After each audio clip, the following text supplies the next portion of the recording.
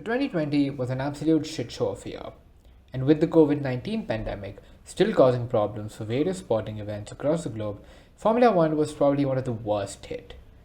Formula One is a sport full of massive financial aspects, and the fact that we managed to get 17 races at 13 different venues in 2020, with almost all being conducted without a live audience, was truly marvelous. 2020 also gave the sport a chance to explore tracks that they had not visited in the long time, like with the likes of Portimao, Imola, and Turkey being some of the fan favorites and back on the calendar. With the 2021 season facing the challenge of COVID 19 once again, we have an opportunity to go back to some of these tracks. And with the Chinese Grand Prix cancelled and being replaced with Imola, fans are super hyped up about this race. But why is there such a large hype around Imola? Now, historically, Imola is a very important race for veteran fans and people who've been following motorsports for over 2 decades. Not just because we've been racing there since 1983 all the way until 2006, but also due to the fact that two very important events took place there. Now, one was obviously Michael Schumacher's record 7 wins at a particular Grand Prix, which he is still a record holder of, which Lewis Hamilton yet is to break. He has equaled that with his win at Silverstone, but he still hasn't broken that record. So considerably, Michael Schumacher is still holding that one record. And at the same time, the 1994 San Marino Grand Prix, which was one of the darkest weekends the sport has ever seen,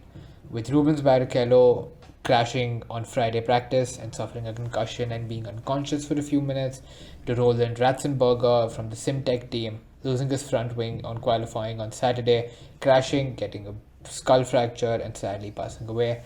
And finally, on Sunday, on lap 7, Ayrton Senna, who suffered a mechanical failure, crashed into the Tamburello corner and died several hours later in the hospital.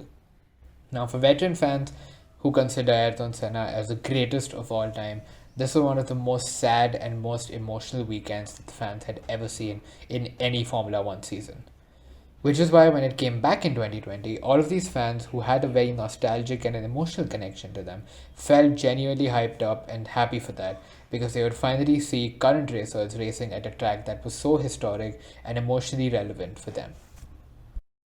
Over the past few years, into the hybrid era, races have been taking place at the same venue with the same layout each and every year, which has caused the team to gather so much data that nothing can particularly surprise them each year on the race weekend. The max to max that can happen is that there might be a change in weather conditions, but outside that, the teams go very, very well prepared into these races. And the fact that in 2020 the lineup was completely shaken and 19 of the 20 drivers had never raced at this track gave a lot of excitement not only to the drivers but also to the fans, because finally we were going to see teams go kind of blindfolded into this track because they had no data, nothing, and the only thing that they could gather data from was the practice session and the qualifying, which is why it felt really exciting that we could actually see people who usually probably make mistakes improve and people who usually don't make mistakes find the track kind of challenging, which is why the 2020 Imola race was that exciting.